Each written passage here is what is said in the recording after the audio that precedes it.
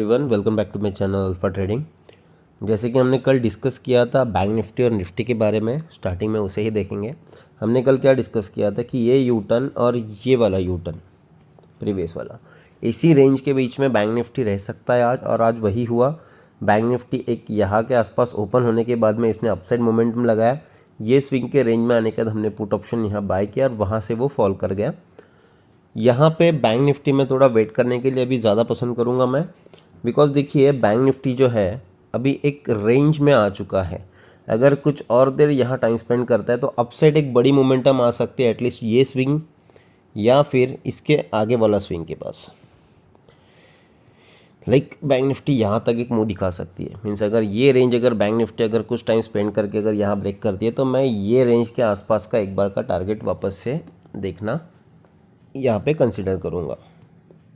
Alright, तो bank Nifty में कुछ ज़्यादा खास नहीं है। अगर हम देखेंगे बैंक निफ्टी को तो अगेन बैंक निफ्टी कल देखिए ये वाली और ये वाली रेंज के अंदर अगेन बैंक निफ्टी यहाँ पे होवर करेगा कुछ टाइम के लिए। अगर बैंक निफ्टी अपसाइड ब्रेक करता है, वैसे तो बैंक निफ्टी मुझे अभी पॉजिटिव ही लग रहा है, बट फिर भी अगर डाउन साइड कभी by chance bank Nifty break करता है तो फिर ये स्विंग एक बार प्राइस टेस्ट करने के लिए आ सकती है।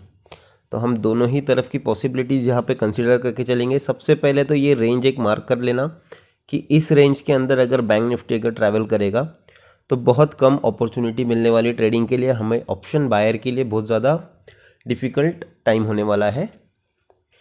उसी के साथ अगर हम लोग निफ्टी का चार्ट देखेंगे, निफ्टी में भी मैंने आपको कल बताया था कि निफ्टी ये वाले और ये वाले स्विंग के अंदर ही एक ट्रेड कर सकता है। आज सेम वैसे हुआ। यहाँ निफ्टी ओपन होने के बाद में एक बार अपसाइड मूवमेंट आई, इसी स्विंग के आसपास यहाँ पे निफ्टी आया और यहाँ से एक छोटा डाउनफॉल बता के अगेन अपसाइड मूवमेंट कर गया। यहाँ पे निफ्टी में हमने पुट और कॉल दोनों ही जगह पे ट्रेड किया, बट आज जो मार्केट में मोमेंटम था, मींस ऑप्शन की प्राइस जो थी वो प्रॉपर फर्स्ट हाफ तक नहीं चली, इसलिए यहाँ पे ट्रेड करना थोड़ा डिफिकल्ट गया। सेकंड हाफ में अच्छा प्राइस में मोमेंटम आया तो वहाँ पे हमने बाय किया। हमने निफ्टी में 18,200 का कॉल ऑप्शन 85 रुपीज़ में बाय किया था, 110 रुपीज़ में उसे सेल आउट किया था। यहाँ के आसपास अगर आप देखोगे तो एक शार्प मोमेंटम आया है। ठीक है, निफ्टी भी एज यूजुअल बैंक निफ्टी को ही फॉलो कर रहा है। यहाँ पे एक रेंज बाउंड बन चुका है।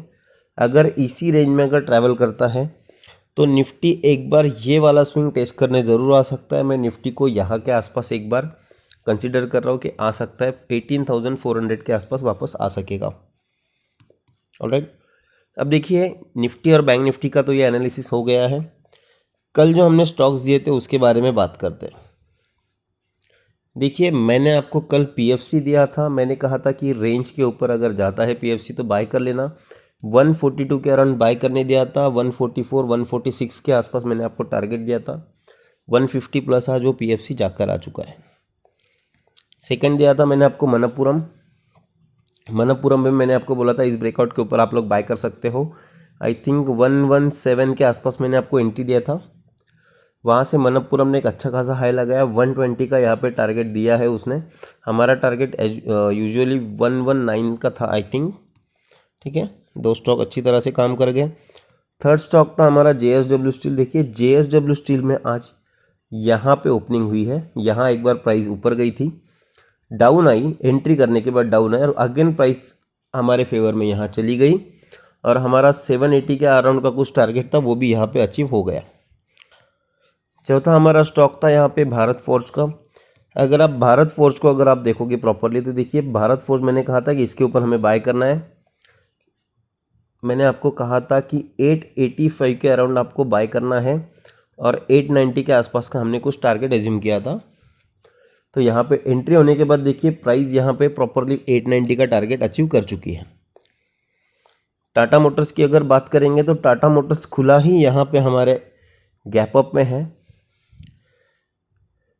तो यहाँ पे टाटा मोटर्स में हमारी एंट्री 392 पे मैंने दी थी, एग्जैक्टली वहाँ खुला।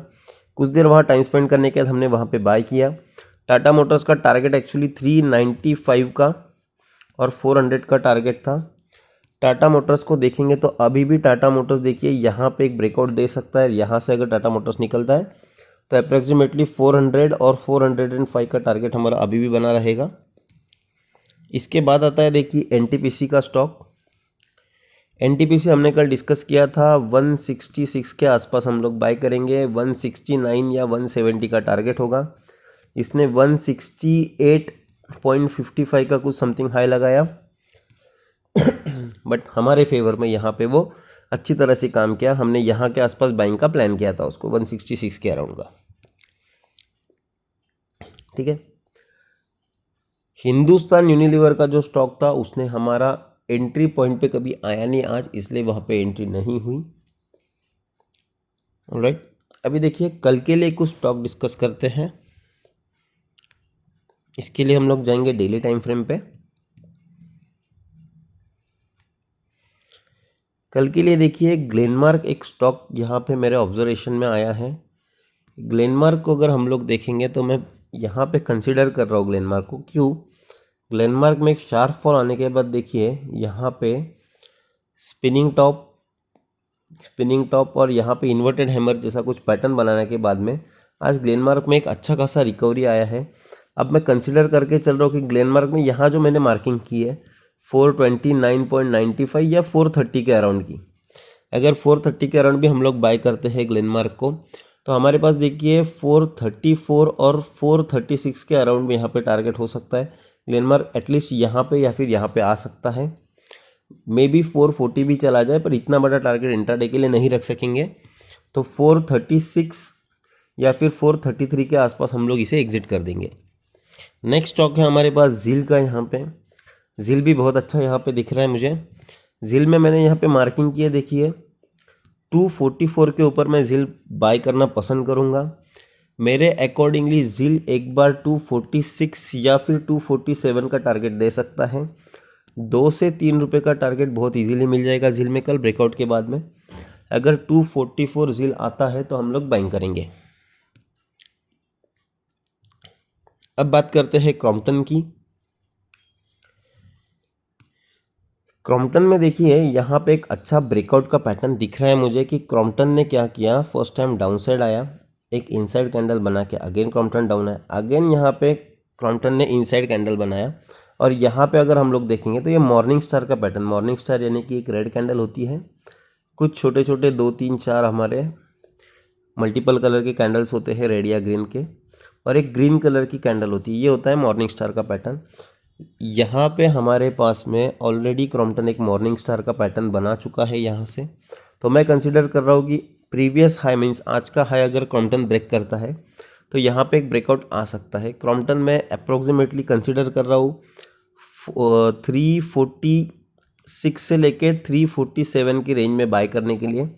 अगर वहाँ से ब्रेक आता है तो क्रॉम्पटन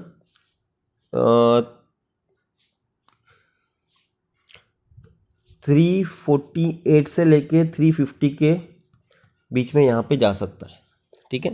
तो क्रॉम्पटन में भी अप्रॉक्सीमेटली 2 से 3 रुपये का टारगेट हमारा होना चाहिए।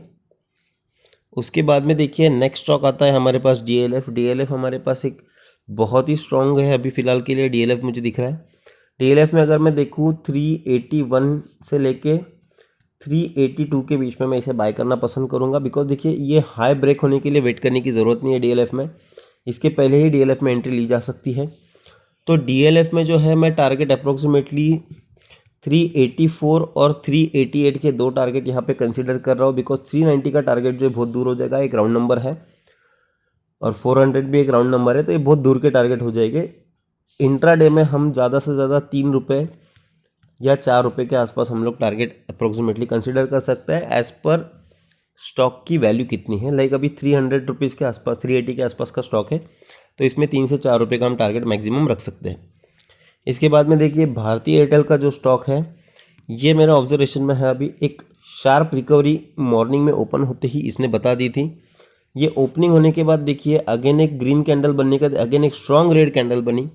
ये स्ट्रॉन्ग रेड कैंडल बनने के बाद भी आज भारती एयरटेल ने रिकवर कर दिया। तो 816 के ऊपर अगर भारती एयरटेल निकलता है तो अप्रोक्सीमेटली आपको 820 से लेके 822 के आसपास अभी भारती एयरटेल आपको जाते हुए दिख सकेगा। तो अगर कल सुबह क्या करेंगे कि 816 अगर क्रॉस होता है तो भारतीय एयरटेल में हम लोग एंट्री कर देंगे।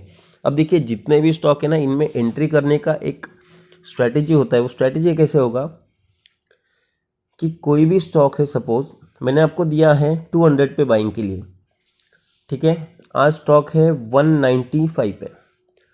कल अगर वो ओपन ही 200 पे होता है तो आप कहोगे 200 पे ओपन हुआ, यहाँ से और 204 205 जाएगा। हमारा फर्स्ट टारगेट 200 का होता है, सेकंड टारगेट 204 के आसपास होगा।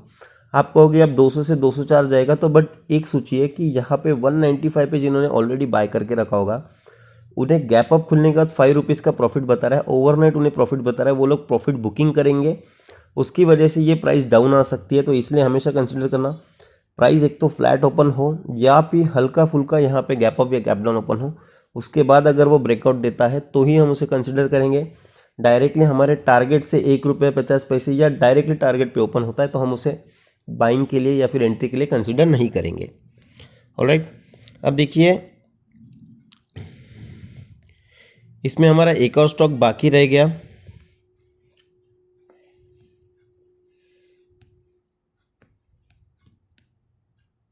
अमर राजा बैटरीज का। अमर राजा बैटरीज में देखिए आज क्या हुआ, कल हमने अमर राजा बैटरीज डिस्कस किया था। ये देखिए कल हमने अमर राजा बैटरीज के लिए डिस्कशन किया था कि यहाँ पे अमर राजा बैटरीज कल था, आज यहाँ से लो लगा के प्राइस अगेन यही रेंज में रही। कुछ हमारे पेड मेंबर्स ने इसमें भी पैसे कमाए, बट अब देखिए अमर राजा बैटरीज एक शार्प यहाँ पे कंसोलिडेशन कर रहा है।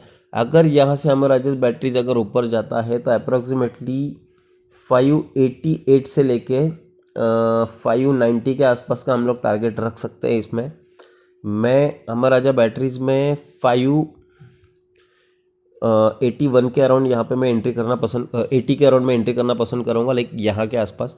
बिकॉज एक बार यहाँ से मूवमेंट हो जाने दीजिए, बिकॉज ये ऑलरेडी यहाँ पे बहुत कंसोलिडेशन कर चुका है। सेकेंड चीज़, यहाँ कैंडल की रेंज बहुत ही स्मॉल बन रही है। मीन्स देखिए ये भी 30 मिनट्स के कैंडल है, ये भी 30 मिनट्स की कैंडल है और ये भी 30 मिनट्स की कैंडल है। यहाँ पे जब वो कंसोलिडेशन कर रहा था तो कैंडल कुछ प्रॉपर बन रहे थे, यहाँ विक्स बहुत ज़्यादा बन रहे हैं और बॉडी बहुत कम बन रही है। उसकी वजह से अमर राजा बैटरीज में डायरेक्टली यहाँ पे मैं एंट्री करना पसंद नहीं करूँगा, थोड़ा सा कंफर्मेशन के लिए वेट करूँगा। 579 या फिर 580 के अराउंड में बाय करूँगा इसे। 588 या 590 के आसपास आप एक टेम्पररी टारगेट रख सकते हैं डिपेंडिंग अपॉन सिचुएशन। अगर प्राइस 580 के ऊपर अगर निकलती है और वहाँ से 585 अगर चली जाती है तो मैं स्टॉप लॉस ट्रेल करना पसंद करूँगा, अदरवाइज उसे बुक कर देंगे। ऑलराइट, तो अभी के लिए बस इतना ही। टेलीग्राम चैनल को जितना हो सके उतना सब्सक्राइब कीजिए, हमारे यूट्यूब चैनल को सब्सक्राइब कीजिए, टेलीग्राम चैनल आपके फ्रेंड सर्कल में, फैमिली मेम्बर्स में सर्कुलेट कीजिए ताकि सभी लोगों को हेल्प मिल सके। इंट्राडे के लिए डेली टाइम पे ऐसे ही आपको स्टॉक्स मिला करेंगे।